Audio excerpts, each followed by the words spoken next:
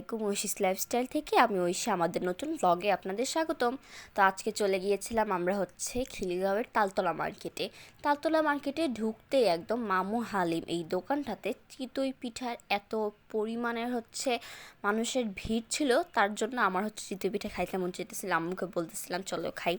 তারপরে তোমরা দেখো কত পরিমাণ ভিড়, মনে করো একটা চিতই পিঠা করতেছে, মানুষ নিয়ে নিতেছে। আর এখানে ভর্তার ভ্যারাইটি কমসে কম এখানে মনে হয় 10টার মতো ভর্তার ভ্যারাইটি আছে, সব ধরনের শুটকি এসব হাবিজাবি অনেক ধরনের ভর্তা। তার পাশে ছিল মিষ্টির এরকম পিঠা ছিল। তা আম্মু জিজ্ঞেস করতেছিল ভাবা পিঠার প্রাইস কত, এরকম প্রাইস জিজ্ঞেস করতেছিল। কিন্তু আমার মূল আকর্ষণ ছিল এই ভর্তার মধ্যে। এত ধরনের ভর্তা দেখে আমার চিতই পিঠা খাওয়ার ক্রেভিং উঠে গেছিলো।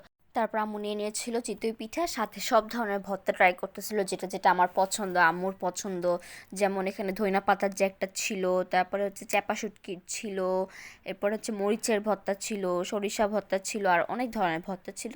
তো সব ধরনের নিয়ে গরম গরম একদম ভর্তার সাথে বেস্ট ছিল। তার সামনেই একদম পিঠাটা থেকে একদম তালতলা মার্কেটে, যেখানে ফুচকাই তো অনেক ধরনের কাপড় চোপড় পাওয়া যায়, ওই জায়গাটার পাশেই একদম ফুট ওভার ব্রিজের নিচেই এই ফুচকার স্টলটা। আমরা যতবার আজ পর্যন্ত এমন একদিন যায় নাই, যতবার তালতলা গেছি এখান থেকে ফুচকা খাই নাই। বেস্ট ফুচকা। আমার বড় বড় ফুচকা থেকে আমার এই ছোট ফুচকাগুলো খুব পছন্দের। আর এই জায়গাটা তো আরও একদম অনেক ভালো একটা প্লেসের আর ভালো একটা ফুচকা, তোমরা অবশ্যই ট্রাই করবা। এখানে উপরে থেকে বোম্বাই মরিচ আর কাঁচা মরিচ দিয়ে দেয়, অনেক ভালো লাগে।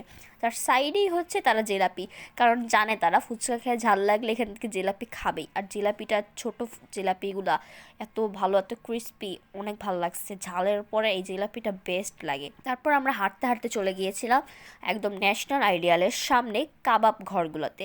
ন্যাশনাল আইডিয়াল একদম তালতলা থেকে বের হয়ে ন্যাশনাল আইডিয়ালের পাশেই তোমরা গেলে এই কাবাব স্টলগুলো সব দেখতে পারবা।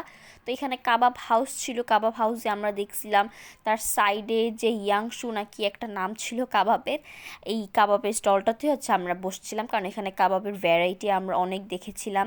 আর এখানের মাছগুলো দেখছিলাম, আমার কেন জানি মাছ একদম পছন্দ হয়নি, যখন তারা খুলছে কেমন একটা টক গন্ধ আসতেছিল, তাই আমি মাছগুলো নিয়ে নিই আর দেখিও নাই। আমার মূল আকর্ষণ কাবাবগুলোতেই ছিল।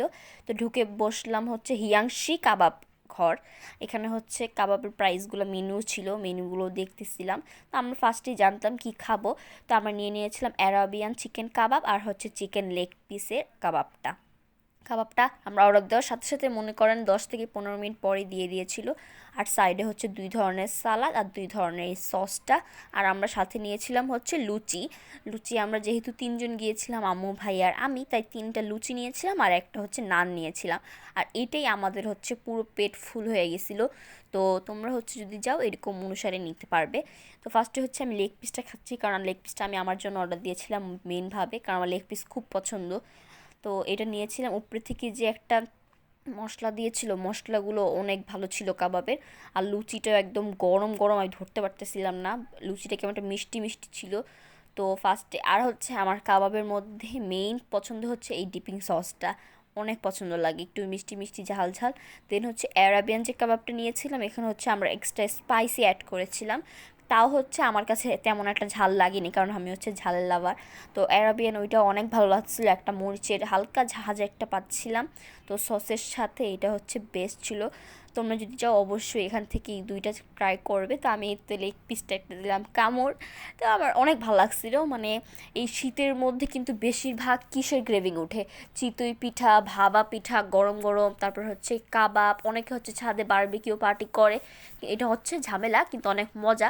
তো বারবিকিউ পার্টি তো আমরা করবো ইনশাল্লাহ, তোমাদের তার জন্য একটা ভ্লগ আসবেই।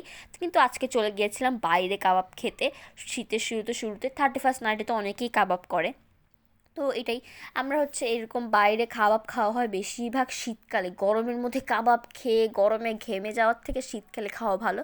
তো আম্মুর পছন্দ হয়েছে, আমারও পছন্দ হয়েছে। তারপর হাঁটতে হাঁটতে চলে গিয়েছিলাম আবার তালতলা ওই দিকেই শেষ দিকে একদম। এখানে অস্থির স্পেশাল চা, নোয়াখালীর চা। তো আমরা অস্থির স্পেশাল চা থেকে 2টা তান্দুরি চা অর্ডার দিয়ে দিয়েছিলাম। এটার প্রাইস 30 টাকা করে 1 কাপ। তো এখান থেকে এটা অর্ডার দিয়ে দিয়েছিলাম। আর হচ্ছে শীতের মধ্যে চা তো মাস্ট। আর তোমরা যদি আমার ব্লগ দেখে থাকো সব খাবারের শেষে আমি তো অবশ্যই হইলে 1 কাপ চা খাই, না হলে হচ্ছে লেমনেড বা কোল্ড ড্রিঙ্কস, এটা অবশ্যই নেই। সেটা হচ্ছে গরমকালে, আর শীতকালে সব খাবারের শেষে 1 কাপ চা। যদি তোমাদের আজকে ভিডিওটা ভালো লাগে তাহলে like, comment, share and subscribe করতে ভুলো না। আমার কিন্তু একটা ইউটিউব চ্যানেল আছে সেম নামে, ঐশীস লাইফস্টাইল। তোমরা যদি ইউটিউব থেকে দেখো তাহলে হচ্ছে আমার ফেসবুক পেজে লাইক করে দিও। আল্লাহ হাফেজ।